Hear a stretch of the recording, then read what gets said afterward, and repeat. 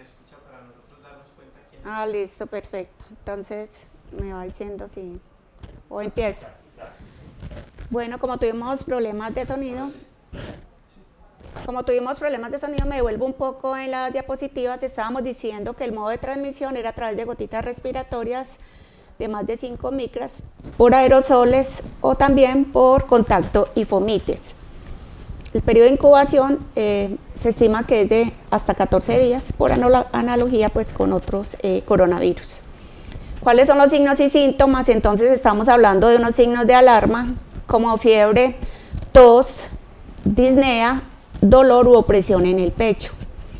La mayor mortalidad desafortunadamente se da en pacientes con enfermedades de base o comorbilidades como hipertensión arterial, diabetes, enfermedad coronaria, infarto cerebral, bronquitis crónica, fumadores crónicos, y esto es similar a lo que se ha observado en muchas otras infecciones respiratorias o en muchas otras epidemias que hemos tenido, o sea, es digamos que un factor de riesgo. En cuanto a las definiciones operativas de caso, estas son las últimas definiciones publicadas. La definición 1 hace énfasis en la infección respiratoria aguda grave inusitada, que ya muchos manejamos este tema porque lo hacemos con influenza, y ese es un paciente con fiebre cuantificada mayor o igual a 38 grados, tos, con cuadro de infección respiratoria aguda grave, que desarrolla un cuadro inusual, o sea, es un cuadro que es inesperado y que tiene un deterioro rápido. Este paciente debe cumplir al menos una de las siguientes condiciones: historial de viaje a áreas con circulación de casos de enfermedad por nuevo coronavirus en los últimos 14 días anteriores al inicio de síntomas, trabajadores de la salud o del ámbito hospitalario que tienen contacto estrecho con casos confirmados o probables por enfermedad por coronavirus, antecedentes de contacto estrecho en los últimos 14 días con casos confirmados de infección respiratoria aguda grave asociada a nuevo coronavirus. Acá esta definición está más específica para coronavirus, pero quiero recordarles que nosotros seguimos vigilando todos los IRA grave inusitados pues para otros virus respiratorios como influenza A, influenza B. La definición 2 me habla entonces, se da en el marco de un cuadro sindrómico de infección respiratoria aguda, IRA leve o moderada, que no requiere hospitalización. Y aquí sería por el coronavirus, la ficha sería la 346.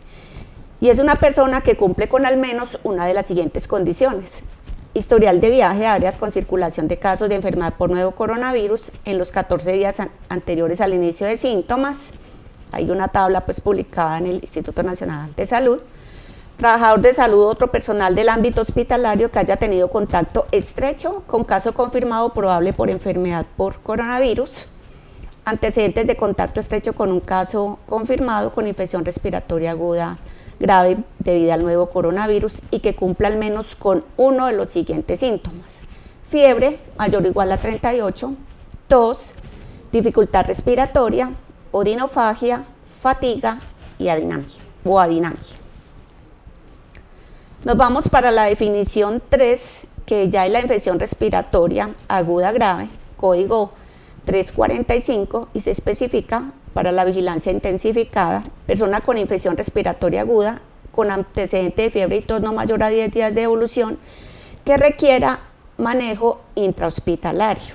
Nosotros para influenza, cada y otros virus respiratorios tenemos la unidad centinela de Hospital San Vicente Fundación, y ahorita para enfocarnos en el tema de coronavirus, entonces hacemos énfasis en la notificación de IRA grave en adultos mayores de 60 años o en las personas con comorbilidades o condiciones como diabetes, enfermedad cardiovascular, falla renal, VIH u otra inmunodeficiencia, cáncer, enfermedades autoinmunes, EPOC, personas que toman medicamentos inmunosupresores, fumadores, obesidad. Entonces este sería otro 3 que está enfocado a este tipo poblacional. La definición 4 son las mortalidades por infección respiratoria aguda grave con cuadro clínico de etiología desconocida. Este se notifica en la ficha 348. Y aquí es muy importante que todas las mortalidades, pues todos los pacientes tengan muestra para ser estudiada por laboratorio, porque es muy importante definir pues el agente etiológico. La definición 5, la última, es el caso asintomático, que es un contacto estrecho de caso confirmado que no ha manifestado síntomas en los primeros 7 días posteriores a la última exposición no protegida. Estos casos de la estrategia se registran en el formato seguimiento a contactos de casos positivos COVID-19. La definición de caso puede cambiar la de caso asintomático una vez tengamos pues ya una circulación activa comunitaria, ¿sí? Colombia pasó a la fase de mitigación, pero recordemos que estamos en un aislamiento obligatorio, entonces mantenemos aún estas definiciones de caso. ¿Qué entendemos entonces por contacto estrecho? Un contacto estrecho comunitario es cualquier persona con exposición no protegida que haya compartido en un espacio menor a 2 metros y por más de 15 minutos con una persona con diagnóstico confirmado de COVID-19 durante su periodo sintomático, es decir, personas que conviven, que trabajan, que visitan los lugares de residencia. También haber estado en contacto sin protección adecuada con secreciones infecciosas, fluidos respiratorios, manipulación de pañuelos que ya han sido utilizados, ¿cierto? No se considera un contacto estrecho, es que yo saludé pues de lejos a una persona, lo vi por allá a 1,5 metros, no se considera un contacto estrecho, está muy bien definido que es un contacto estrecho y el tiempo que debe durar. ¿Qué no es contacto estrecho en el grupo de personal del ámbito hospitalario? No, es que hay un caso en el hospital y entonces todos nos debemos de ir a la cuarentena. No. No se van, ¿por qué? Porque si usted utilizó adecuadamente los elementos de protección personal durante la atención clínica, pues no sería un contacto estrecho. Atención clínica o atención de caso confirmado que realiza adecuadamente la higiene de manos, ¿cierto? En todos los momentos que hay para lavado de las manos. Usó adecuadamente los elementos de protección personal durante procedimientos que generan aerosoles. Entonces recordemos que cuando son procedimientos que generan aerosoles necesitamos una mascarilla de alta eficiencia. No tiene contacto a menos de 2 metros por más de 15 minutos y usó equipos de protección personal adecuados. Entonces, no, es que me dijeron que estaba el paciente allí, pues, pero yo ni siquiera entré a ver el paciente. Tuvieron exposición con fluidos que no transmiten la infección. Entonces, por ejemplo, no es una sangre pues, del paciente, es un líquido cefalorraquídeo, entonces no se consideraría un contacto estrecho. En cuanto al flujograma para hacer las pruebas, o sea, una vez yo tengo un caso probable de ira grave inusitado, tengo que tomar una muestra de laboratorio, que en este caso pues estamos con aspirados nasofaríngeos, que serían las muestras de pronto más prácticas, y esa muestra se debe remitir al laboratorio, pero a la vez las instituciones que tienen la capacidad de hacer todo el panel viral deberían realizarlo porque eso es de gran ayuda. Entonces yo hago un panel viral, el que tenga a disposición molecular, y si el panel es negativo, de igual manera nos sirve muchísimo porque apunta más hacia la definición pues, de caso sospechoso de coronavirus. A estas muestras de estos pacientes nosotros les vamos a estudiar coronavirus, influenza A, influenza B. Si la prueba de coronavirus es positiva o negativa, bueno, se confirma, se descarta el caso, pero en el caso de influenza A nosotros tenemos que hacer la subtipificación de H1N1 o la influenza estacional, y también hacemos de una vez la confirmación de influenza B. ¿Por qué? Porque estábamos enfrentándonos a un caso de aparición inusitada que no es pues, lo usual que se nos presente.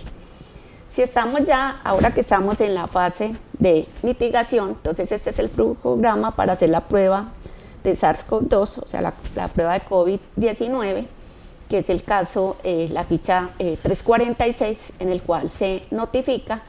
Hay algunos laboratorios designados como colaboradores que tienen que tener el aval del Instituto Nacional de Salud para realizar las pruebas, y nosotros pues seguimos haciendo como las pruebas que normalmente venimos realizando. Hacemos la prueba de coronavirus también, pero tenemos unos laboratorios satélites. ¿Por qué? Porque la capacidad diagnóstica tampoco es tan alta, dado que estamos enfrentando una pandemia pues, de grandes proporciones.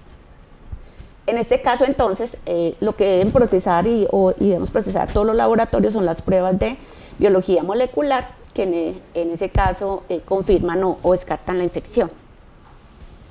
Las pruebas moleculares. Las pruebas moleculares son las pruebas confirmatorias por excelencia para realizar el diagnóstico de estos pacientes. Las hacemos en equipos de PCR en tiempo real y se basan en la detección del ácido nucleico del virus. El virus es un virus RNA, entonces nosotros hacemos ensayos moleculares que se llaman RT-PCR o PCR con transcripción reversa, que lo que hace es amplificar el virus si es que está presente en esa muestra. Esta PCR se recomienda tanto para el diagnóstico como para el seguimiento epidemiológico y la toma pues, de decisiones. Existen varios protocolos de pruebas moleculares. El primero pues, reportado fue el protocolo de Berlín, que es el protocolo que estamos utilizando el Instituto Nacional de Salud, los laboratorios de salud pública. Son PCRs in-house, es decir, no son PCRs comerciales, se mandan a sintetizar las ondas de acuerdo a las secuencias que están publicadas a nivel internacional. Esto con el fin de que en el momento de que haya una mutación del virus, pues nosotros tengamos que hacer un cambio en las secuencias y podamos de alguna manera lograr una buena detección de los pacientes. Sin embargo, existen otras pruebas estandarizadas en varios países, pues con buena sensibilidad y especificidad, que no han mostrado relación cruzada pues con otros coronavirus ni con virus respiratorios, que era como la preocupación, y se pueden pues utilizar en varios contextos. Nosotros con protocolo Berlín pues realmente hemos tenido muy buenos resultados, en el sentido de que la prueba tiene muy buen comportamiento. Nosotros inicialmente hacemos una prueba de PCR para detectar el gen E, que sería como la prueba de tamizaje, y luego hacemos una prueba confirmatoria a todos esos pacientes que nos dan la primera prueba positiva para detectar ya el gen de la polimerasa. En ese caso ya nosotros decimos que el paciente está positivo para coronavirus. Aquí en esta prueba que se considera pues diagnóstica, entonces según el ministerio, ¿a quién se le va a hacer esta prueba de biología molecular? A las personas con sospecha de COVID-19 atendido en un servicio de urgencias, a las personas con sospecha de COVID-19 que se encuentren hospitalizadas, persona atendida en el ámbito domiciliario o ambulatorio que presente los siguientes factores de riesgo. Entonces son las personas atendidas en casa, trabajadores de la salud que tuvieron contacto con casos sospechosos o confirmados, personas adultas mayores de 70 años o personas de cualquier edad con las comorbilidades que mencionábamos anteriormente, la diabetes, enfermedades pues comorbilidades, y personas que tengan contacto estrecho con casos confirmados de COVID-19 ameritan que se haga una prueba de biología molecular. En cuanto a la evolución de los anticuerpos, pues es de las pocas figuras que conocemos, y pues acá es importante resaltar que en los primeros 7 días de inicio de síntomas no hay producción de anticuerpos. Entonces yo hacer una prueba de anticuerpos acá pues no tendría ninguna utilidad, porque acá lo que tengo, que es la curva azul, es mucho RNA viral, que empieza acá abajo y se va subiendo más o menos hasta el día 5, 7, hay muy buena carga de virus. Entonces acá lo que yo tengo que aplicar son pruebas moleculares. Los anticuerpos IgM, que son la línea verde, empiezan a detectarse más o menos en el día 7, aunque aquí está pues bajito, empiezan a subir, tienen un pico alto después del día 14 y empiezan a descender. Entonces digamos que aquí en este momento la IgM empieza a ser detectable, solo en este momento, porque si yo aplico acá una prueba de IgM tendría un falso negativo de los anticuerpos, ¿sí? Entonces aquí no sería útil. Miremos acá que la carga de virus sigue siendo más o menos estable hasta el día 14 y empieza a declinar. Y ya en el día 14 empiezan a aparecer, el paciente se empieza a mejorar y empiezan a aparecer los anticuerpos IgG, que son los anticuerpos de memoria que supuestamente deberían conferir una inmunidad a largo plazo. Entonces, ¿yo qué tengo en el mercado? Tengo pruebas moleculares que me tienen mucha utilidad, más o menos hasta el día 14. Luego están saliendo las pruebas de anticuerpos, pues que las puedo empezar a aplicar a partir del día 7 y las pruebas de IgG que se me harían positivas más o menos hasta el día 14, que me están indicando si ese paciente ya está haciendo como una inmunidad pues a largo plazo. Nos preguntan mucho sobre las pruebas rápidas, ¿sí? Son pruebas que se pueden hacer por muchas metodologías y de hecho tenemos ya muchos eventos en los cuales las utilizamos. Entonces ahorita viene con el tema de coronavirus. Son pruebas que tienen una ejecución en 20 minutos o menos, por eso se llaman rápidas, no necesitan un equipamiento pues sofisticado y se basan en la detección de proteínas en muestras respiratorias o en la detección de anticuerpos, ¿cierto? Anticuerpos en sangre, anticuerpos en suero. Hablemos de las pruebas rápidas de antígenos que acá todavía no tenemos disponibles, pero se habla en la literatura sobre ellas. ¿De qué depende la eficacia de estas pruebas? Del tiempo de inicio de síntomas. Si yo voy a hacer una prueba de estas cuando ya el virus no está presente porque ha ido declinando la carga, pues no va a ser muy útil. Depende de la concentración del virus en la muestra, entonces hay pacientes que hacen unas viremias mucho más altas, otros hacen unas viremias un poquito más bajas. La calidad de la muestra, si la muestra no está adecuadamente tomada, entonces es muy difícil recuperar algo ahí. La sensibilidad y especificidad, este es un tema pues bastante complejo, estamos hablando de que la sensibilidad de estas pruebas está entre el 34 y el 80%, es demasiado variable, ¿cierto? Entonces me puedo encontrar una prueba con una sensibilidad de 34%, pues que la utilidad es muy poca, de un 40, de un 50, máximo pues un 80. Entonces, con los datos disponibles, la Organización Mundial de la Salud no recomienda el uso de pruebas de diagnóstico rápido, detección de antígeno, para atender los pacientes. ¿Por qué? Porque no tendría la utilidad que yo necesito.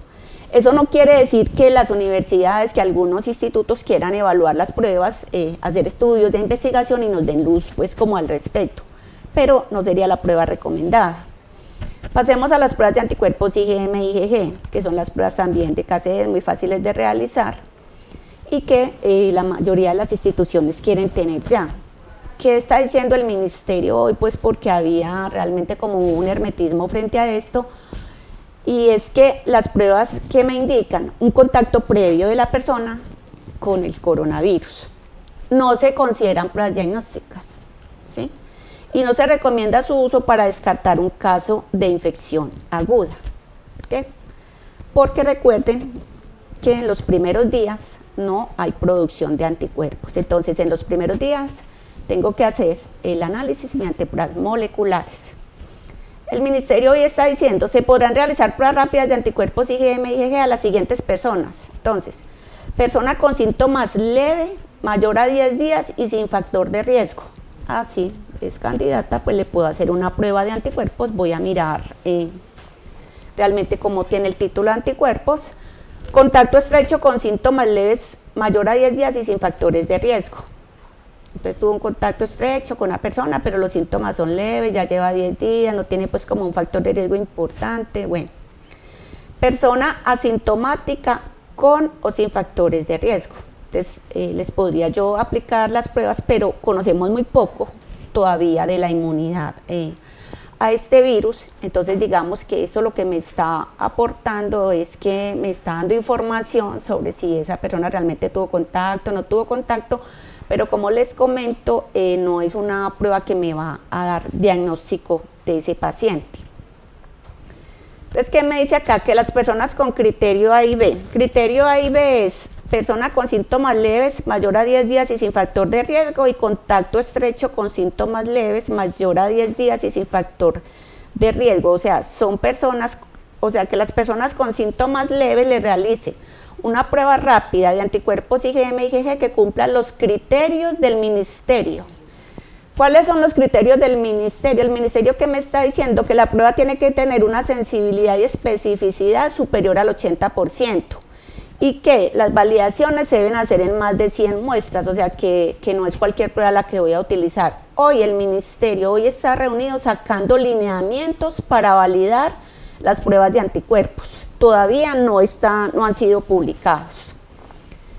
Si la prueba rápida de anticuerpos IgM-IgG es positiva, se requiere aislamiento obligatorio y estricto por 14 días. Se requiere estudio de contactos y seguimiento cercano pues, sobre la evolución de ese paciente. Si la prueba de anticuerpos es negativa, se ordena aislamiento de la persona por 14 días. Entonces mire que de todas maneras la persona pues requiere ese aislamiento. Si la persona es asintomática con o sin factores de riesgo, entonces dice el ministerio que realicemos una prueba de anticuerpos a los 14 días de la cuarentena.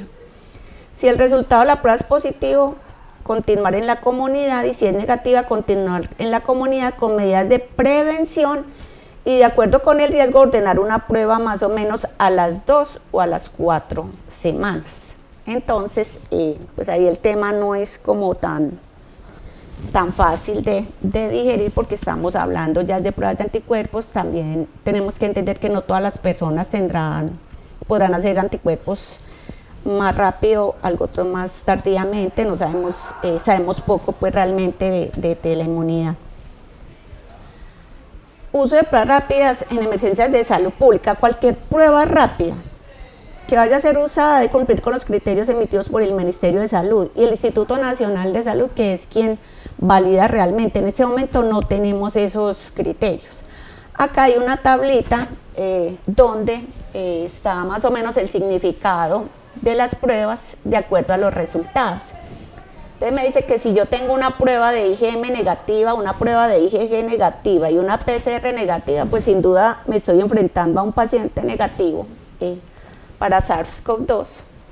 Si la prueba de IgM es negativa, la IgG es negativa, pero la PCR es positiva, recuerden que las pruebas moleculares son las pruebas diagnósticas, me estoy enfrentando a un paciente positivo porque la PCR me está diciendo el virus está ahí, el paciente tiene el virus, así no haya desarrollado anticuerpos.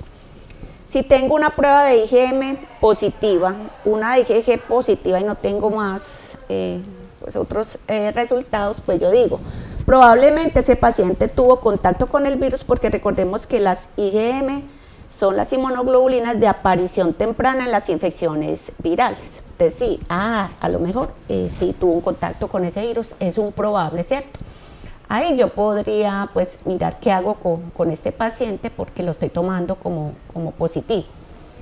Si tengo una IgM y una IgG positivas, también sería un probable positivo, ¿cierto? Lo mismo que la IgM.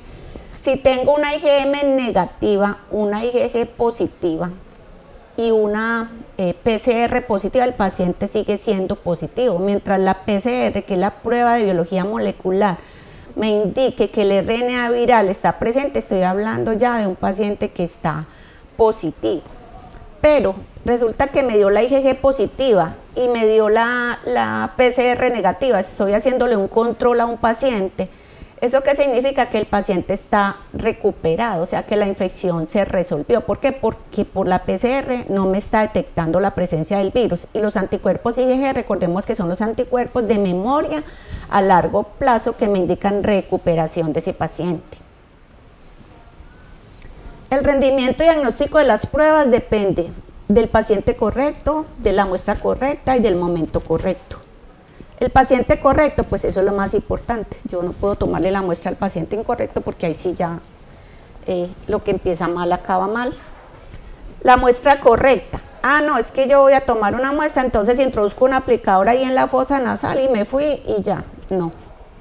El momento correcto. Entonces yo tengo que saber si yo voy a hacer una muestra, pues voy a tomar una muestra de suero en los primeros 4 días. No es el momento. Voy a tomar una prueba molecular en los primeros días y ese es el momento correcto.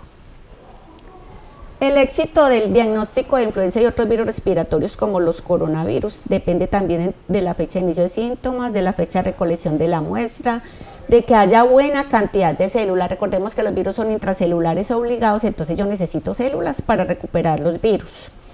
Garantizar que el virus esté viable, es decir, yo no me puedo llevar la muestra a una temperatura muy alta porque la muestra debe ir refrigerada.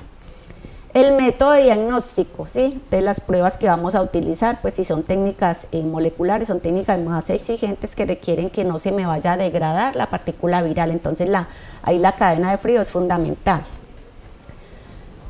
¿Qué muestras son ideales? En el paciente sintomático hospitalizado, ¿qué es lo ideal? El lavado broncoalveolar, el aspirado bronquial, el aspirado traqueal, el esputo. Recordemos que es un virus que tiene predilección por tracto respiratorio bajo. Y yo creo que esto sí hace la diferencia, sobre todo en pacientes graves, pacientes en UCI. Me considero que es importante que tomemos muestras de tracto respiratorio bajo. ¿Qué es lo práctico? Claro, para mí es más práctico tomar una prueba de aspirado nasofaríngeo con solución salina, pues que también han sido útiles, pero si ustedes sospechan que es que ese paciente de alguna manera con una prueba negativa en un aspirado nasofaríngeo siguen pensando que tiene un coronavirus porque tienen un panel viral negativo y por la clínica todo eso, no, tomemos otra muestra de ese paciente, ojalá de tracto respiratorio bajo. Las proporciones de positividad del RNA del SARS-CoV-2 alcanzan su pico en muestras de tracto respiratorio superior en 7 a 10 días después del inicio de los síntomas y luego empiezan a bajar. Pero en tracto respiratorio inferior la positividad permanece hasta por 3 semanas después del inicio de los síntomas. Entonces digamos que es una muestra pues mucho más estable para eso. Las muestras de vías respiratorias se pueden tomar dentro de los 5 primeros días máximo hasta los 10 primeros días de inicio de síntomas. Es como lo ideal. Siendo muy exagerados acá para corona, pues digamos que hasta los 14 días pudiéramos tomar la muestra, pero recordemos que hay unos días donde la carga es mucho más alta, entonces es mejor tomar la muestra en esos días. ¿Qué muestras vamos a tomar? Nosotros podemos tomar hisopados nasofaríngeos y orofaríngeos. ¿Qué se recomienda? Combinar hisopado nasofaríngeo e hisopado orofaríngeo. ¿Yo qué necesito para una muestra de hisopado? Un aplicador de nylon o poliéster que no sea de alginato de calcio porque, ni de madera porque inhibe la PCR. Utilizo pues unos bajalenguas, ahorita vamos a hacer como una demostración y necesito el medio de transporte viral que contenga 1.5 mililitros. ¿Por qué? Para estabilizar la muestra. Acá, entonces, lo que tenemos que decirle al paciente es que incline la cabeza en un ángulo de 45 grados. ¿Por qué? Porque si el paciente no inclina la cabeza, lo que hago yo es chocar el aplicador contra la fosa nasal y no, yo necesito una muestra de la nasofaringe. Yo tengo que rotar el aplicador varias veces. Una vez el aplicador choque, el paciente empieza como a lagrimear a veces y ahí roto el aplicador, saco el aplicador y lo que yo hago es colocarlo en el medio de transporte. Y el hisopado orofaríngeo también se va hacia la orofaringe, le digo al paciente que diga repetidamente, introduzco el aplicador como detrás de las amígdalas, roto el aplicador y la idea es que si tomamos una muestra de hisopado nasofaríngeo y una hisopado orofaríngeo, los dos aplicadores yo los puedo agregar en el medio de transporte y tengo una muestra mucho más ideal porque viene de los dos sitios. Acá, para la toma de muestra de hisopado, el hisopo se introduce en un vial de plástico que contiene el medio de transporte y se corta el resto del escobillón para que permita tapar adecuadamente el tubo. Entonces, como el manguito del aplicador lo corto sobre el vialcito, tapo, envío la muestra con el aplicador ahí dentro del medio de transporte al laboratorio que me va a hacer el análisis. El laboratorio que hace cuando llega la muestra, agita muy bien para tratar de retirar todo lo que hay en el aplicador y para que suelte pues como toda la secreción que hay ahí. Estudios post-mortem, entonces en pacientes que fallecen en cumplimiento del principio de precaución y teniendo en cuenta que se trata de un evento de interés en salud pública de importancia internacional, de alta transmisión, de alta infectividad, queda restringida la realización de necropsias sanitarias, viscerectomías o similares, porque el riesgo realmente que se puede correr con esto. Entonces se exceptúan pues los casos ya de medicina legal. ¿Qué tiene que hacer el prestador? Entonces, de realizar la toma de muestras de secreción respiratoria con aspirado nasofaríngeo urotraqueal dentro de las primeras 6 horas post-mortem y remitirlas de inmediato al laboratorio departamental de salud pública. Estos casos todos deben tener la toma de muestra. Hasta el momento, pues las IPS han sido muy juiciosas con esto. Siempre nos han llegado las muestras de aspirado de estos pacientes, entonces eso es muy importante porque podemos hacer la vigilancia. El transporte de las muestras deben ir refrigeradas, o sea, la temperatura de refrigeración es entre 2 y 8 grados. Es como lo ideal, deben ir en unas neveras con pilas refrigerantes para que el virus nos llegue a nosotros intacto. La muestra de aspirado nasofaríngeo, que es una muestra, en virus respiratorio las muestras de aspirado siempre serán superiores porque contienen muchas células. Entonces acá nosotros, ¿qué necesitamos? Una sonda, calibre 8 para adultos, calibre 6 para niños, solución salina isotónica, una jeringa de 10 mililitros y un tubito para recolectar la muestra. ¿Cómo se toma la muestra de aspirado nasofaríngeo? Con la sonda nasogástrica tomo la medida de la punta de la nariz al lóbulo de la oreja. Esa distancia que tomé es lo que introduzco por la fosa nasal. Con mucho cuidado voy introduciendo la sonda lentamente y con una jeringa de 10 mililitros tomo 2 mililitros de solución salina y lo introduzco a través de la sonda. El video del Instituto Nacional dice 5 mililitros, pero nosotros con la experiencia que hemos tenido acá en Antioquia, que hemos visto que con 2 mililitros es más que suficiente para que no nos quede muy diluida la muestra, ¿cierto? Entonces podemos introducir 2 mililitros, pues si quieren introducir 5 no hay ningún problema, nosotros lo hacemos con 2 mililitros. Y entonces lo que hacemos luego es aspirar todo el material de la secreción que sea posible. Si la muestra se ve como turbia, como opaca, se considera adecuada. Ese material yo lo agrego a un vial que contiene 1 mililitro de solución salina. Listo, saco el material. Generalmente todas las muestras que nos han llegado de aspirado nasofaríngeo han sido correctamente tomadas. Nosotros pues hemos tenido que rechazar algunas muestras, pero creo que son más muestras de hisopado, pero son muy poquitas. En realidad la gente acá, las personas en las IPS se están tomando muy bien las muestras. Etiquetado e identificación de las muestras, entonces vamos a rotular. A veces se les olvida rotular la muestra, entonces llega un tubo sin marcar. Debe ir el nombre del paciente, la identificación y qué tipo de muestra es. ¿Por qué? Porque puede ser un aspirado traqueal, puede ser un hisopado, lo que sea. Entonces siempre hay que marcarlo y debe venir con la ficha epidemiológica. La ficha epidemiológica, recuerden que los datos básicos son comunes a todos los eventos y la cara B de la ficha es la que se especifica del evento. El embalaje, entonces recordemos el triple embalaje, estamos ante un evento de importancia internacional. El embalaje, el tubo primario es el tubo donde yo recolecto la muestra. Supongamos pues que es un aspirado, entonces yo tengo un tubito donde agrego el aspirado.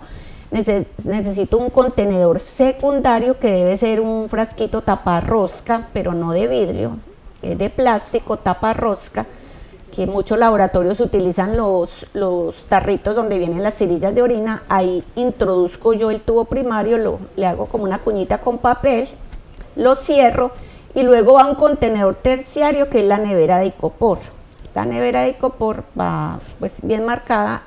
Ahorita vamos a ver pues con nuestra compañera Gina el tema de bioseguridad, pero entonces así iría el triple embalaje. Esta es una sustancia catalogada como categoría B por la Codificación Internacional de Sustancias Infecciosas. Este es el embalaje correcto.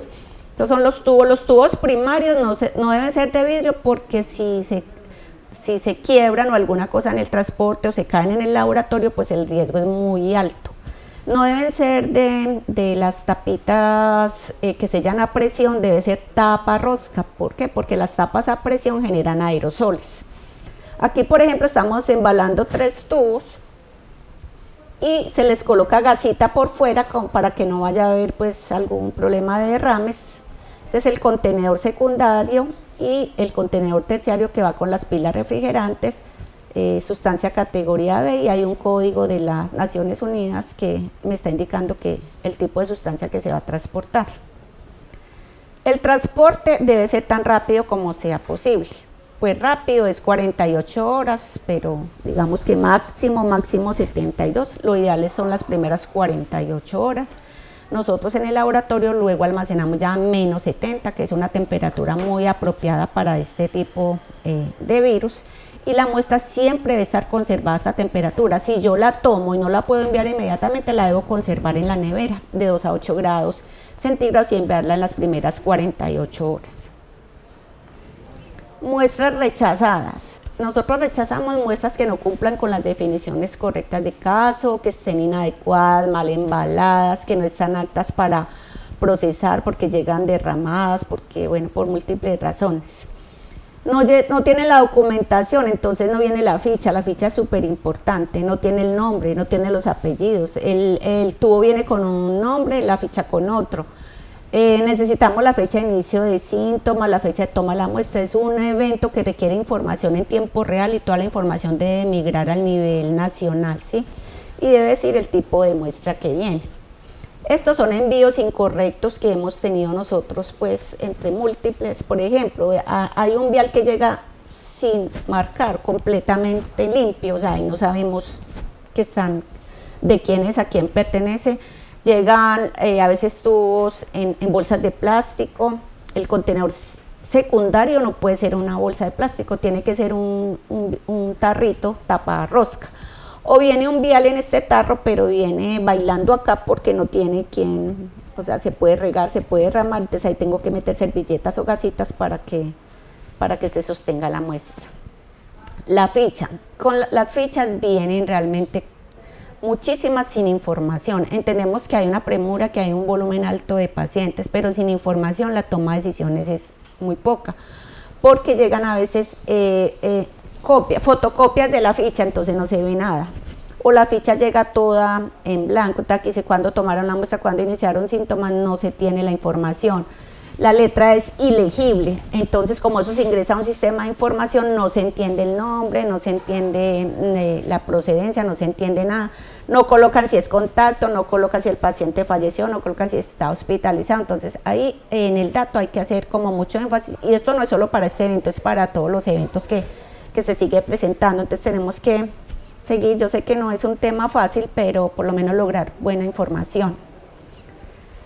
El laboratorio evalúa entonces también en las fichas, ahí tenemos una epidemióloga que está evaluando las fichas en la recepción y es quien define si el caso entra o no entra. Entonces ella se tomó el trabajo de hacer como este cuadro donde analizando 296 fichas, ella que encontró que no cumplían la definición de caso el 54% de esos pacientes, que la ficha llegó incompleta en el 10% de los pacientes, que no llegó la muestra, pues es muy raro que no llegue una muestra en el 8% de los casos, o sea, llega la ficha, no llega la muestra. No llegó la ficha el 6% de los casos, mandan la muestra sola. La ficha es incorrecta, viene para otro evento en el 4% de los casos. La muestra está sin identificar en el 4% de los casos. Volumen insuficiente, 3%. Los pacientes de la APB de Sura, realmente esos se están direccionando a Sura porque ellos ya tienen capacidad diagnóstica. Entonces ahí tenemos como un 3%. Y información de la solicitud que no coincide con la muestra, un 3%, embalaje roto, derramado, 1,4%, temperatura inadecuada, 1%. Digamos que casi que la dificultad está en las definiciones de caso, que de alguna manera siguen siendo un poco como estrechos. No sé si logremos posteriormente ampliar eso en la medida que tengamos más disponibilidad de pruebas, porque tampoco ha sido fácil, las pruebas son muy costosas, ha habido un desabastecimiento a nivel internacional de estuches de extracción de ácidos nucleicos, entonces eso nos ha tenido un poco limitados. Y el segundo tema a mejorar es la información incorrecta. Yo creo que si corregimos esos primeros ítems, pues mejoramos muchísimo.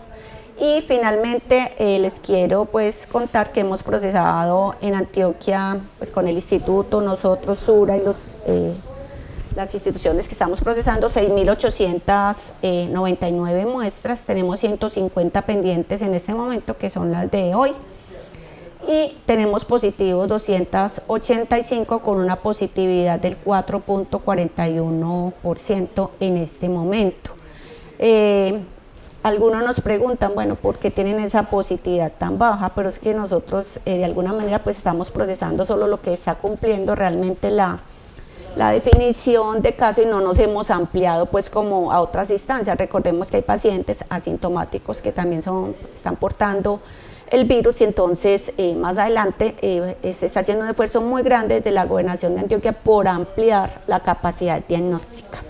Eso pues pienso que lo vamos a lograr muy pronto y miramos a ver realmente cómo va a seguir siendo el comportamiento. Pues muchísimas gracias a todos por la atención.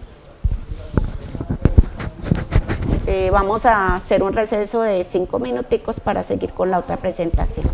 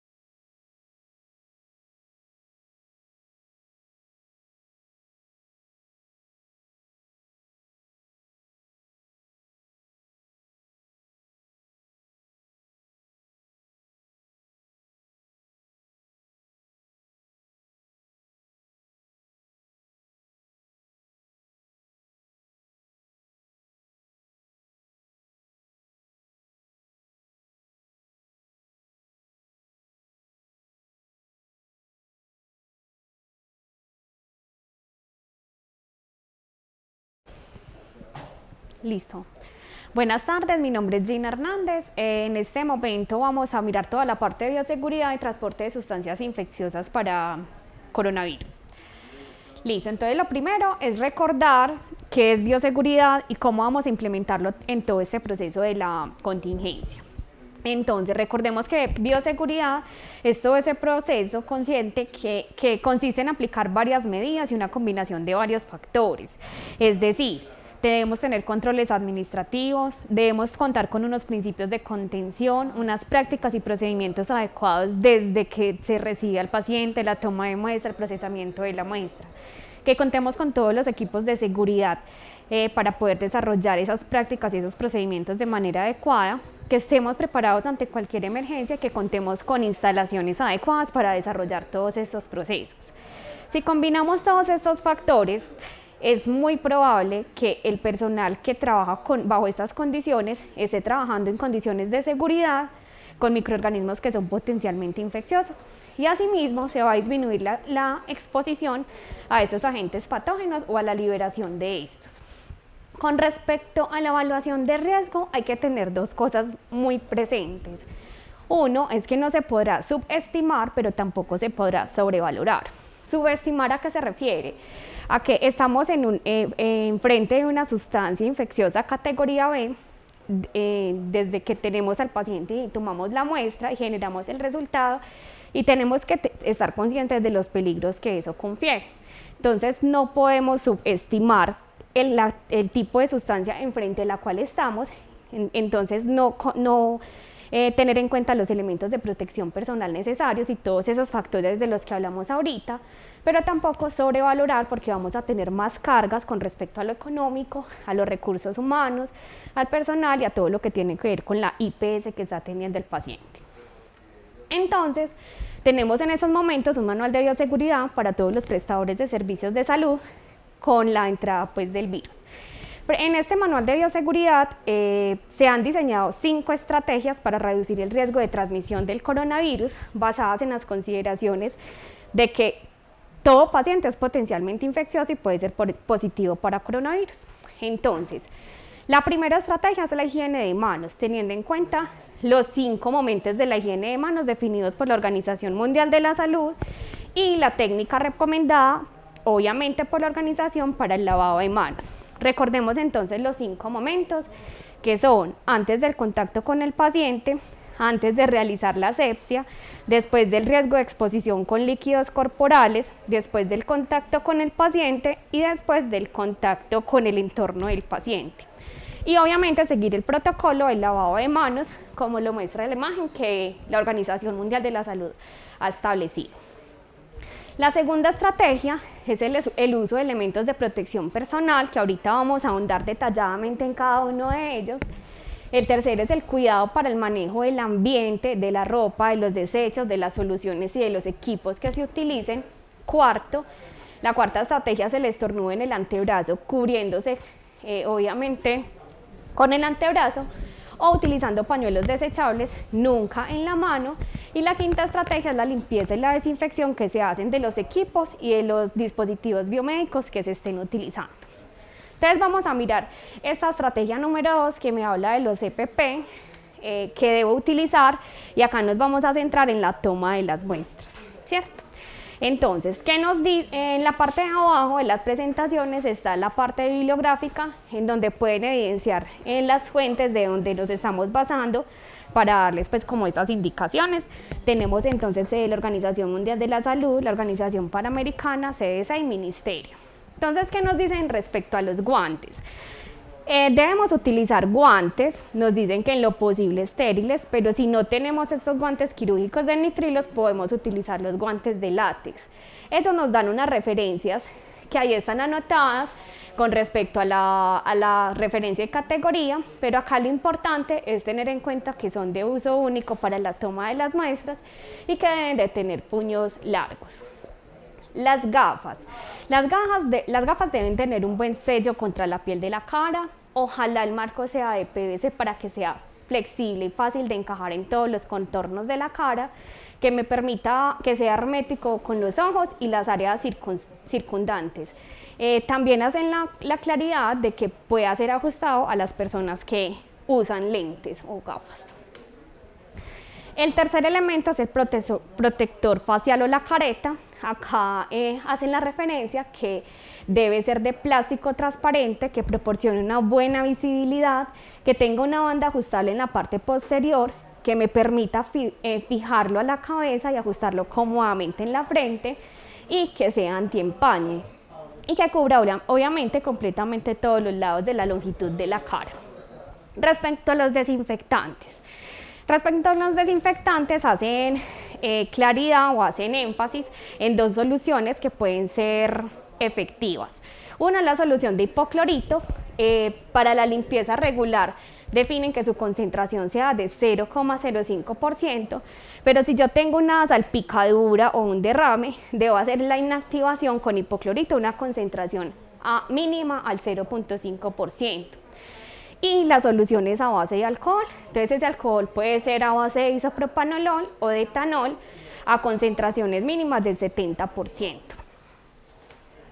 La bata.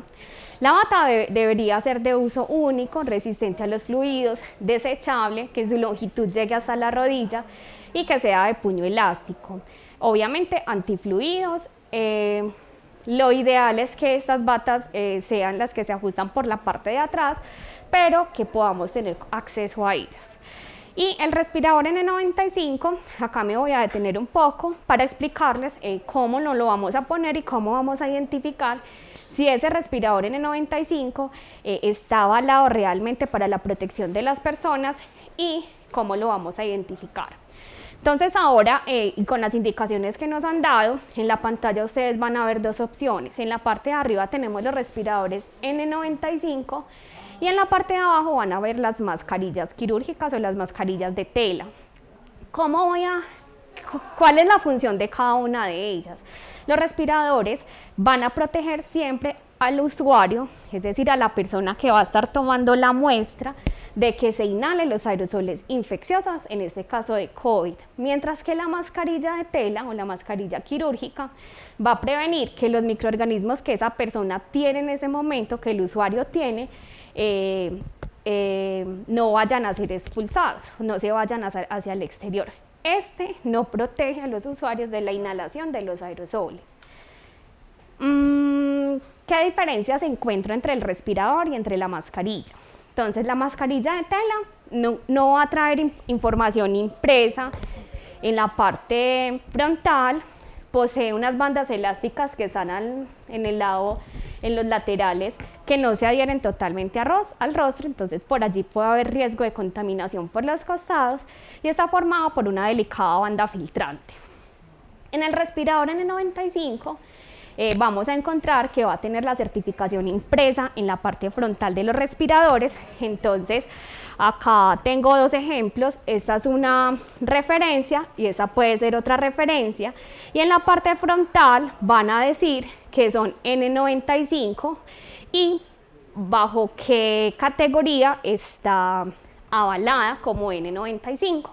Entonces puede estar avalada por la NIOSH, que es el Instituto Nacional de Seguridad y Salud Ocupacional, o por la CE, que es la Conformidad Europea.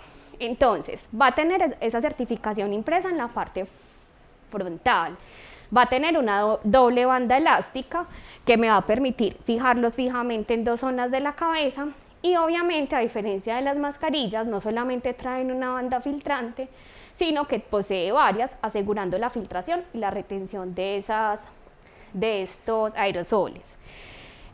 Lo que les decía, debe ser probado y aprobado por la NIOSH o por la CE. Son ligeros, desechables y cubren la nariz y la boca. N significa que no resiste el aceite, y 95 significa que tiene una eficiencia entre el 94 y el 95%, es decir, que en ese porcentaje van a filtrar las partículas menores a 0.5 micras. ¿Cómo es su uso? Su uso, de acuerdo a la recomendación escrita en actas pediátricas, actas médicas, y lo que refiere la Organización Mundial de la Salud es que debe ser 8 horas de uso continuo o discontinuo, pero siempre y cuando este se almacene de manera adecuada. Y no va a proteger contra gases o contra vapores tóxicos, es decir, de uso industrial. Entonces, para explicarles cuál es la posición correcta en la que yo me debo poner el respirador, entonces tener en cuenta que tiene las dos bandas elásticas que se fijan, que son las que se van a fijar en la cabeza, y que en esta parte frontal el respirador va a tener los filtros que me va a proteger. La idea es que yo nunca toque esa parte frontal, porque ahí es donde queda el material particulado pues de los aerosoles, de los microorganismos. Voy a coger en forma de coquita, voy a fijarlo a la cabeza, paso la primera banda en la parte superior y luego paso la segunda banda que va a ir a la altura de la nuca.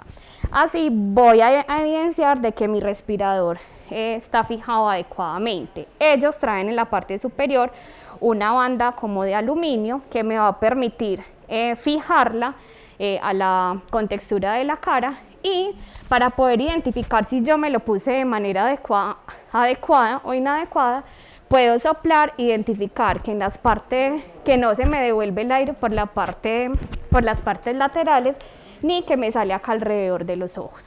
Para retirármelo hago exactamente lo mismo, paso la banda de adelante, paso la banda de atrás y lo voy a almacenar. ¿Cómo lo voy a almacenar? No se debe guardar en bolsa plástica, porque por la temperatura y por el calor pues se van a generar condensación.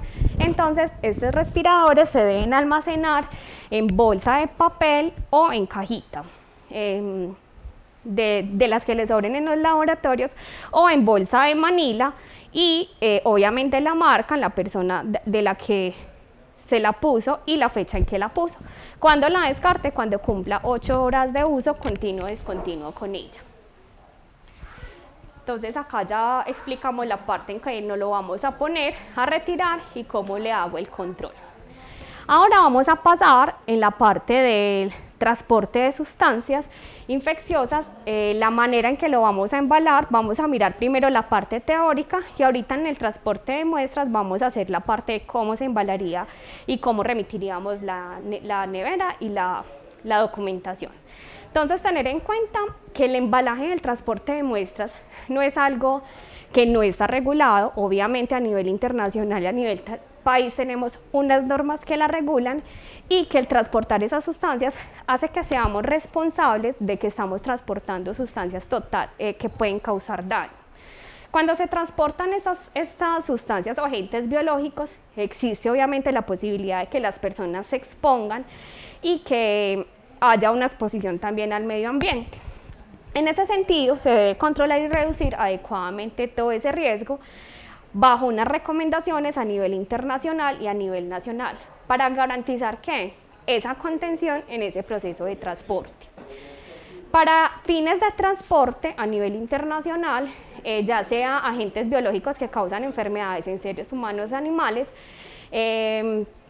hablan de estos términos como sinónimos: sustancias infecciosas, materiales infecciosos o productos infecciosos. Entonces acá lo importante es saber que nosotros como laboratorios o como IPCs domiciliarias o laboratorios de primer nivel o donde atendemos al paciente, somos los responsables y sabemos qué es lo que estamos transportando y qué es lo que estamos enviando. Entonces somos directamente los responsables de que ese transporte se realice de manera adecuada y con el personal adecuado. Entonces, para ese transporte de ese material infeccioso o potencialmente infeccioso, se debe cumplir entonces con la normatividad vigente a través del Comité de Expertos de Naciones Unidas en el transporte de mercancías peligrosas. A nivel de transporte aéreo, la OACI, que es la Organización de Aviación Civil Internacional, publica unas instrucciones de cómo se debe transportar ese material infeccioso, y es la IATA, que es la Asociación Internacional de Transporte Aéreo, quien publica las guías y dice cómo se va a transportar. Y a su vez la Organización de Naciones Unidas asigna los códigos, que era lo que les decía ahorita Marta, qué código va a tener esta sustancia y cómo voy a enviar entonces esta sustancia. Entonces, COVID-19 se clasifica como clase 6, sustancia tóxica o infecciosa, en la división número 6.2, que es sustancia infecciosa. ¿Por qué se clasifica esto? De acuerdo a su función de composición, el tipo de agente biológico presente y la gravedad que ese agente puede causar al ser humano o al ambiente. Entonces, ya vemos que es una sustancia infecciosa categoría 6, 6.2 y categoría B, y se le asigna un código que es el UN3373. Digamos que la organización, la ONU, no lo clasificó como una sustancia categoría A, porque esa sustancia categoría A es una sustancia que es capaz de causar incapacidad permanente, una enfermedad mortal en humanos y en animales, y acá digamos que podría entrar Mycobacterium tuberculosis, y ese se clasifica con otro código. Pero para el caso de COVID-19 la vamos a clasificar como sustancia infecciosa categoría B con el código UN3373. En Colombia también tenemos normatividad nacional que decreta el reglamento del sector transporte y cómo se deben transportar esas mercancías peligrosas por carretera. Entonces tenemos el decreto 1079 del 2015 y las normas técnicas colombianas 1692 y la 3969, donde nos clasifican y nos dicen cómo deben estar etiquetadas y rotuladas esas sustancias infecciosas categoría clase 6. Entonces, pasamos al sistema de triple embalaje. Entonces, recordemos, como lo decíamos ahorita, es muy importante que se cumplan con cada uno de los parámetros de ese sistema de triple embalaje. Como su nombre lo indica, tiene 3 recipientes. El recipiente primario es el que va a contener la muestra. Este contenedor debe ser impermeable, debe ser hermético y debe ser resistente a pruebas de fugas y debe estar debidamente etiquetado y rotulado. Una de las situaciones que nos ha pasado de devoluciones de muestra, como se había dicho, es que no llega marcado el contenedor primario. Y en un contenedor secundario a veces meten varias muestras y así es muy difícil identificar esa muestra a qué paciente pertenece. El envase secundario es un contenedor impermeable, debe ser resistente a prueba de fugas y que sea de paredes rígidas y en lo posible que sea taparrosca. Y el tercer embalaje, que es el embalaje externo, va a proteger obviamente el embalaje primario y secundario y es donde vamos a etiquetar qué clase de sustancia es la que estamos transportando. Esta es la imagen de cómo sería el triple embalaje y esa es, digamos, como la realidad de lo que nos llega. ¿Cuáles serían los contenedores primarios? Ahorita lo vemos en la práctica. ¿Cuáles serían? Entonces, en este caso tenemos crioviales, tenemos tubos Falcon, que son los que deben estar debidamente marcados, y contenedores secundarios, en este caso pueden ser los frascos de orina, o otros como los tirillas de orina, u otros frascos taparrosca de paredes rígidas. Y los contenedores terciarios, pues la nevera de copor o otras neveras pues ya plásticas, tener en cuenta el sistema de rotulado y de embalaje. La nevera debe sí o sí llevar estos 3 símbolos y signos del transporte de sustancias infecciosas. Las flechas deben ir a los costados, esas nos indican en qué posición van las muestras en la nevera. Debe estar el código UN3373 que me está diciendo que es una sustancia infecciosa categoría B. Y el símbolo en la parte superior es el de riesgo biológico y que me está diciendo que es una sustancia categoría 6. Acá pues entonces se especifica cada una de los códigos y cuándo son requeridos. Y recordemos que los documentos anexos que deben venir con la muestra deben de ser las fichas epidemiológicas, como ya les habían dicho, la ficha 346 o 348, dependiendo cómo se haya notificado el caso, que esa esté debidamente diligenciada. Recordarles que esta ficha epidemiológica no debe ir dentro de la nevera del transporte, obviamente porque en caso de que ésta se derrame, que no venga dentro de todos los contenedores que debe de ir, por bioseguridad esta ficha debe ir en la parte externa de la nevera y pueden enviarla en bolsa o en sobre de manila, adjunta pues entonces en la parte externa de la nevera. Vamos a pasar entonces a la parte de toma de muestra para hacer ya la práctica.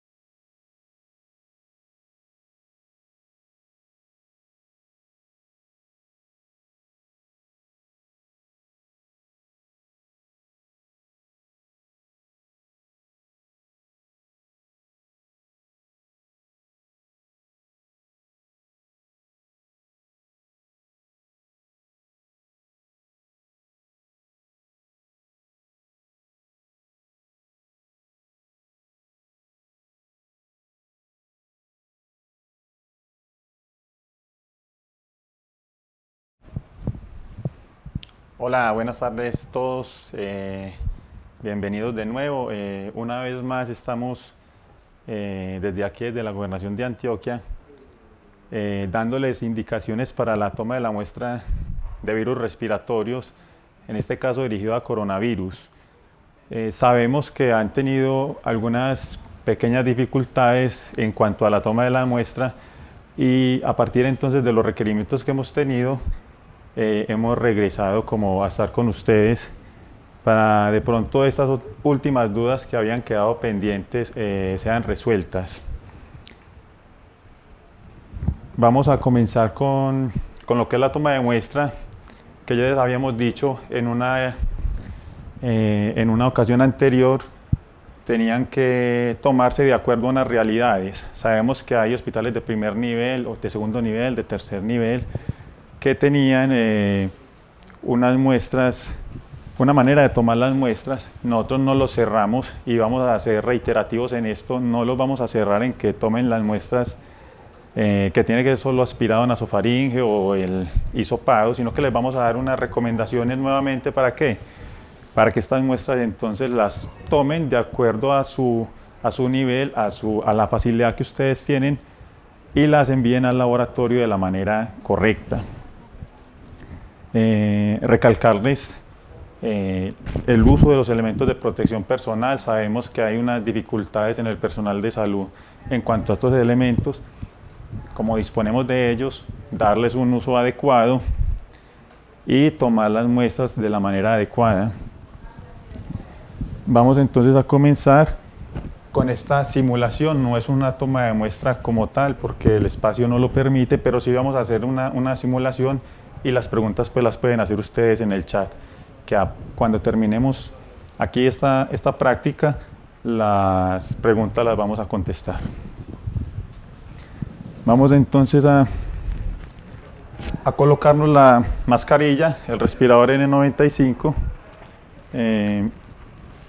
Ya Gina les dio una explicación de cómo se debía colocar este respirador. Nosotros lo vamos a hacer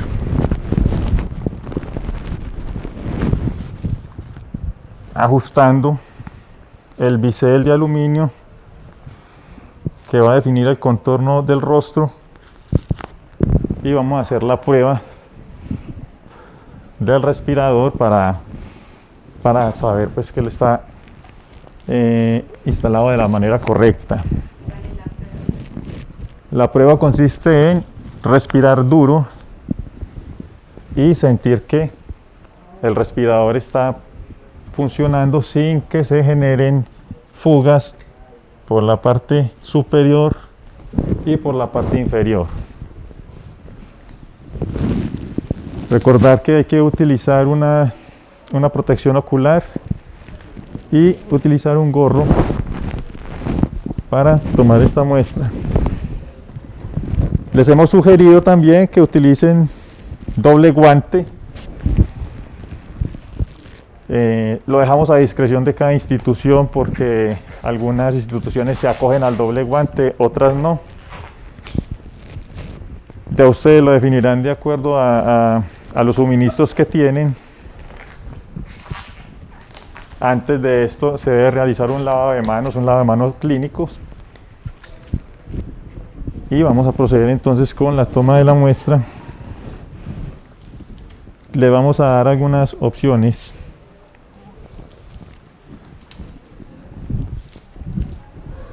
Cuando van a utilizar hisopados, la recomendación del instituto y también de otros países es que se tome un doble hisopado, un hisopado orofaríngeo y un hisopado nasofaríngeo, que ese va a ser combinado y van a depositarse en el mismo tubo que contiene 2 mililitros, máximo 3 de solución salina estéril. Las fichas epidemiológicas deben estar completamente diligenciadas. Nosotros nos vemos a diario sujetos a tener que revisar las fichas epidemiológicas y determinar si la ficha entra a análisis en el laboratorio departamental o no entra a análisis, porque la calidad del dato es fundamental. La gobernación no cobra por la prueba, pero sí exige la información completamente diligenciada porque es un evento de interés en salud pública. Vamos entonces a hacer esta demostración. Yo me voy a hacer por este lado, mejor me queda más fácil. Vamos a tener un paciente con sintomatología respiratoria que está tosiendo, está estornudando. Es un paciente que también va a tener ansiedad porque sabemos la parte de estrés que hay a través de los medios de comunicación, las redes sociales, etcétera. Entonces vamos a darle un manejo muy humano a la persona para que la toma de la muestra no se convierta también en otro estrés adicional. Vamos a pedirle al paciente que se siente en un ángulo de 90 grados, así como está, y a la hora de tomar la muestra vamos a pedirle que incline la cabeza en un ángulo de 45 grados. Vamos a mirar la fosa nasal, la que esté más permeable. Si vamos a realizar la toma de muestra con un hisopado, ese hisopo lo vamos a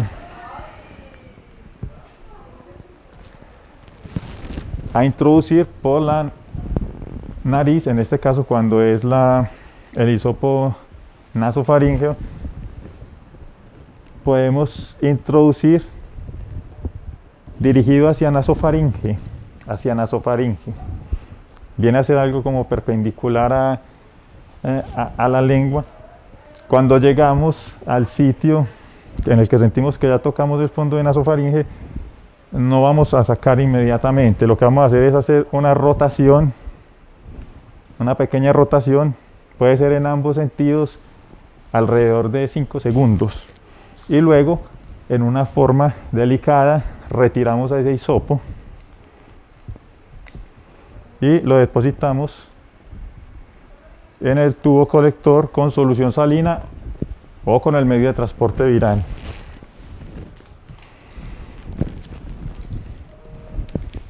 En este caso va a ser entonces combinada esa toma de la muestra. Hay un hisopo nasofaríngeo y hay otro hisopo entonces que vamos a tomar, que va a ser orofaríngeo. Vamos a simularlo. Volvemos a lo mismo, inclinar la cabeza, ángulo de 45, vamos a un ángulo de 45 grados. Le pedimos a la persona que abra la boca y luego nos ayudamos del bajalenguas y con el hisopo vamos a evitar tocar las paredes de la boca, los carrillos, la lengua o la úvula, y vamos a introducir hasta el fondo dirigido hacia las amígdalas. Y lo mismo, vamos a rotar el hisopo en ambos sentidos, más o menos 5 segundos. Evitamos tocar úvula, lengua y paredes de la boca. Retiramos y ese hisopo lo depositamos en la solución salina o el medio de transporte y lo vamos a llevar al triple embalaje.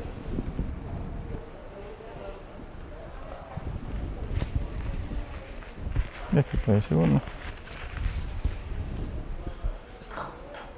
Les recordamos que estos hisopos no deben ser los de mango de madera ni los de alginato de calcio. Pueden usar hisopos de poliéster, dacrón o nylon.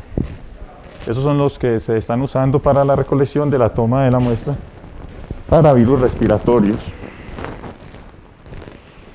Otra muestra que vamos a tener es la muestra de aspirado nasofaríngeo.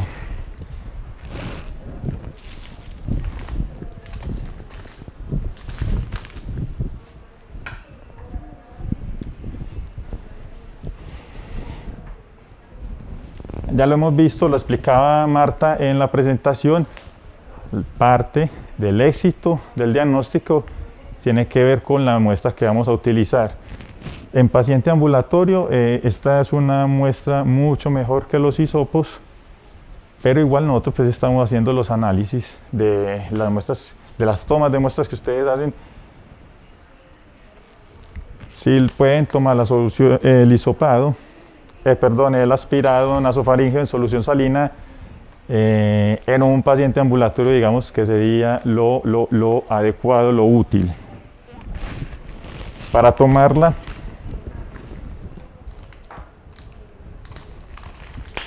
vamos a ayudarnos de una jeringa de 10 mililitros. No vamos a utilizar una jeringa más pequeña porque necesitamos una buena bomba de succión. Nota que no vamos a medir volumen, sino que hace una bomba de succión. Cuando hablo de volumen, es un volumen de la secreción nasofaríngea. Y nos vamos a valer de una sonda nasogástrica. En el caso de los niños, número 6. En el caso de los adultos, una sonda número 8.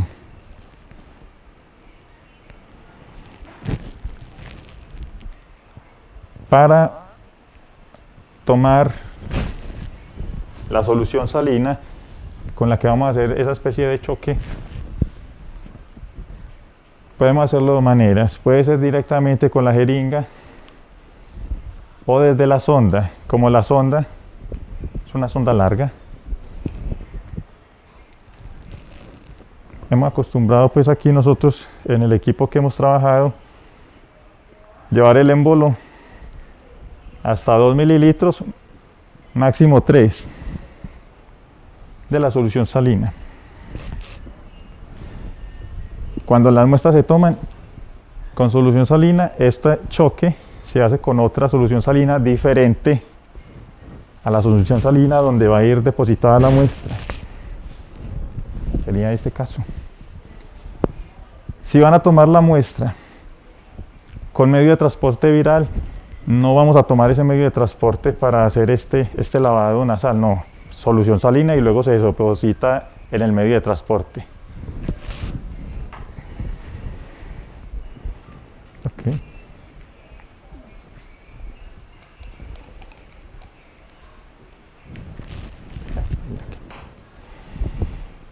Y al hacerlo así, ustedes pueden ver aquí que alcanza a llegar un poco y cubre toda la luz de la sonda.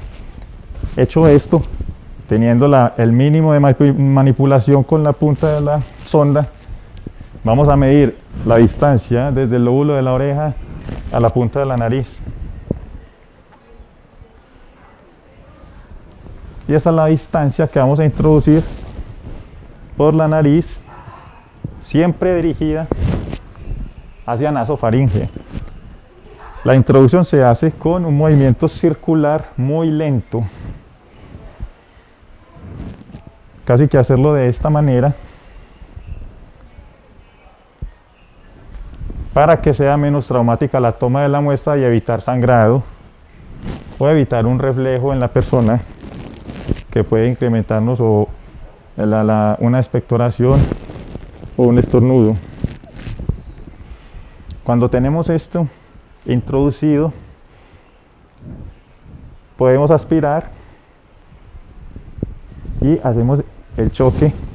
Voy a hacerlo por aquí, como para que no nos quede esto acá, ¿cierto?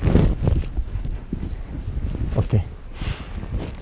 Y podemos bajar el émbolo, desconectar este binomio sonda con jeringa,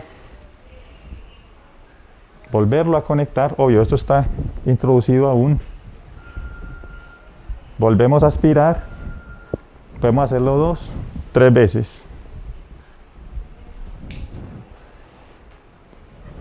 Cuando ya escuchamos, porque a veces lo podemos escuchar, lo podemos evidenciar a simple vista, retiramos de una manera delicada, lo menos traumática posible, con movimientos circulares, la sonda y este material de secreción respiratoria lo vamos a introducir en solución salina estéril o en el medio de transporte viral. Esto sí hacerlo de una manera suave para evitar una generación aquí de espuma en el medio de transporte o derramar la solución salina que va a contener ya la muestra. La sonda la retiramos, queda a discreción de cada prestador cortar la punta de la sonda o retirarla, y esto sí se descarta en bolsa roja.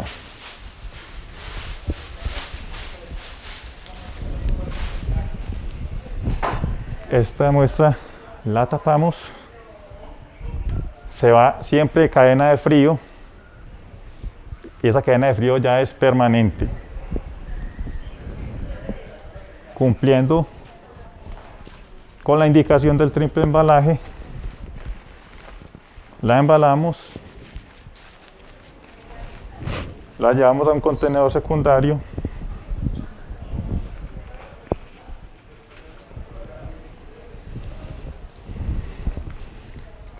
y lo tapamos. Lo llevamos a nuestra nevera, que contiene unas pilas de refrigeración. Como lo vieron ahorita en la presentación, luego nos retiramos los elementos de protección personal siguiendo un orden. Pueden hacerlo, si usan el doble guante, pueden hacerlo desechando ese primer guante que tuvo contacto con secreciones respiratorias, y el guante que queda por debajo. Con ese guante se pueden retirar los elementos de protección personal. No, recordarles entonces que en la marcación y el rotulado de la nevera, entonces ya vimos que en la parte lateral deben ir las flechas que indican en qué posición va la muestra.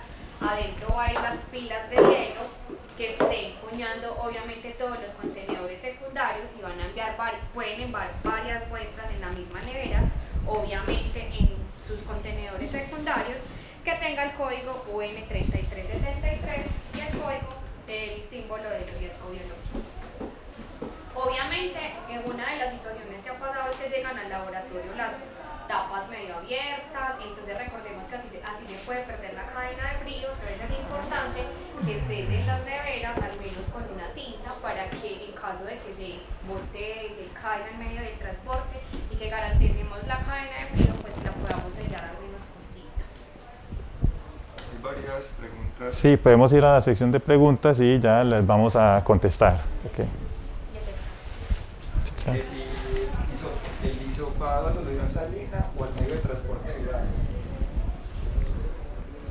Lo indicado es tomarlo en el medio de transporte, el hisopo, combinado, y ambos depositarlos en el medio de transporte. Si no disponen de ese medio de transporte, no se queden cortos y no vayan a dejar de tomar las muestras. Lo toman en la solución salina, que nosotros en el laboratorio departamental nos encargamos de agregarle a esa muestra que ustedes nos están enviando un poquito de medio de transporte.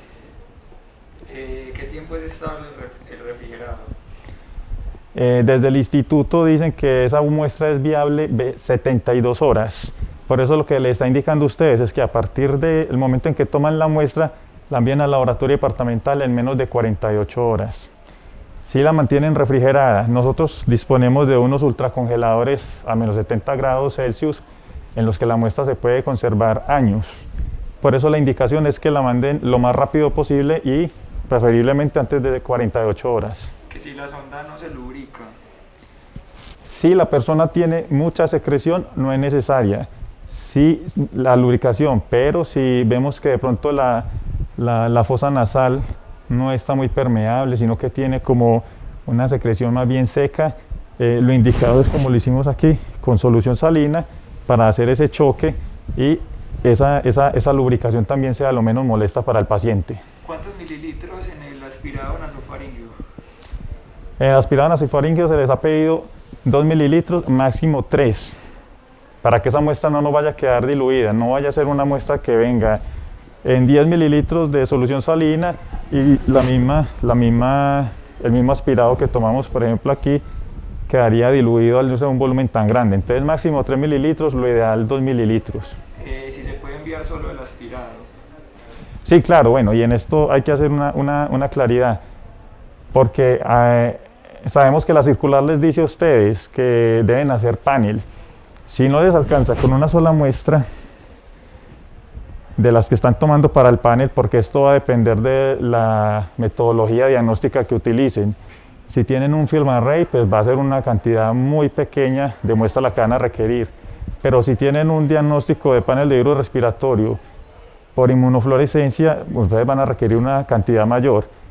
Si es del caso, tomen otro aspirado, pero lo pueden hacer con un solo de aspirado y no requerirían entonces tomar un aspirado doble. Eso solo cuando ustedes, que como lo dice la circular 005, deben hacer un diagnóstico. Pueden también partir la muestra de ese aspirado, digamos, dividirla en 2 viales, pero la manipulación de estas muestras se deben hacer en cabina de seguridad biológica clase 2. ¿En qué orden se debe quitar los elementos de protección personal? Hay un orden en el que ustedes lo que deben hacer es retirar.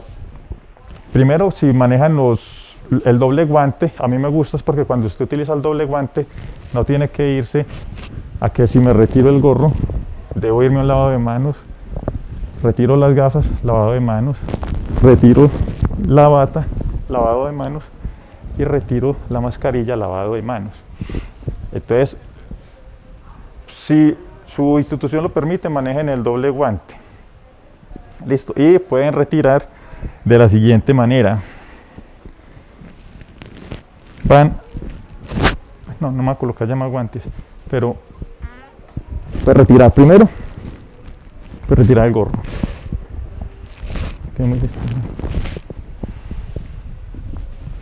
Van a retirar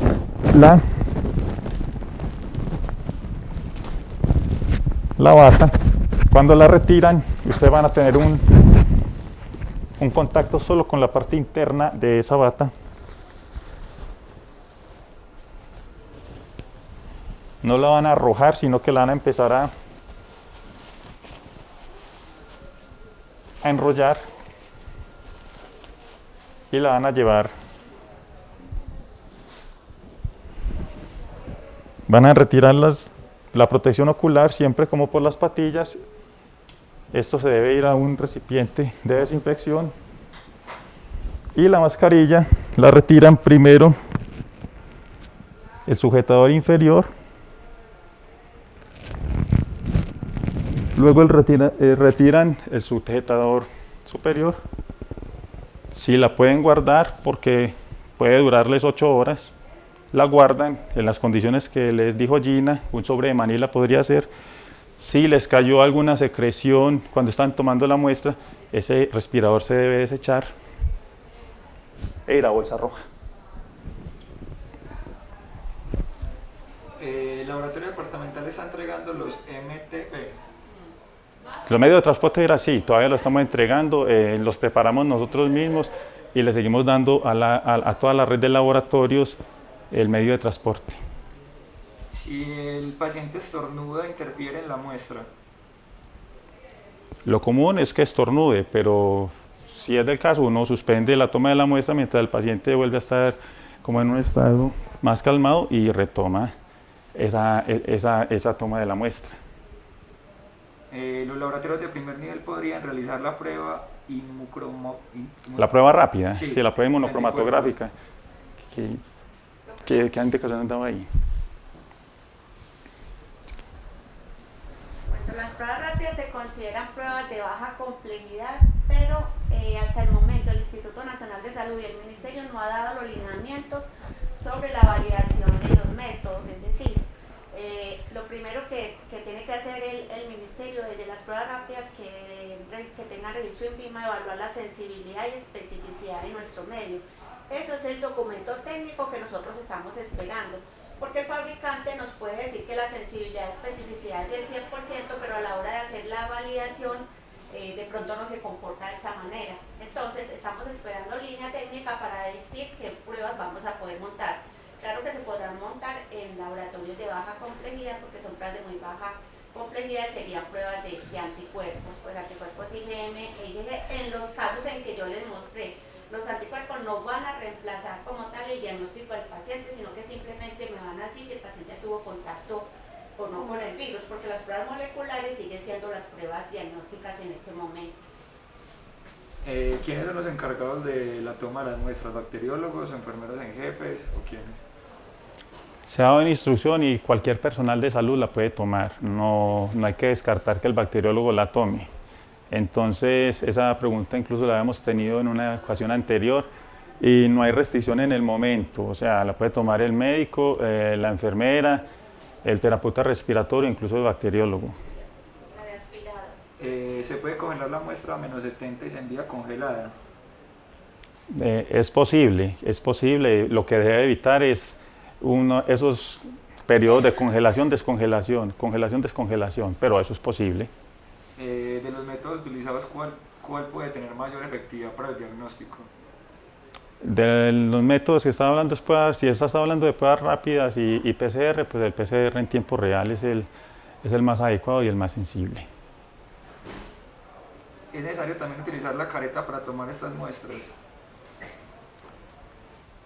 Pueden utilizar la protección ocular y también, o la pueden sustituir por una careta, claro, que les cubra toda la cara y estaría dando protección ocular y completa protección facial. ¿Los hisopados pueden ser de algodón? No pueden ser de algodón, solo dacron, poliéster y se me olvidó el otro, y nylon. Listo. Bueno, pero acá la toma de la muestra solo la toma hospitales y clínicas o también una IPS particular. La están tomando IPS particulares, la están tomando IPS que prestan servicio de toma domiciliaria de muestras, o sea, en cualquiera de estos ámbitos se puede tomar la muestra. ¿Cómo hacen para acceder a toda esta información y a las presentaciones? Queda a través del canal de YouTube. Listo. Muchas gracias, esperamos volverla a acompañar en otra oportunidad.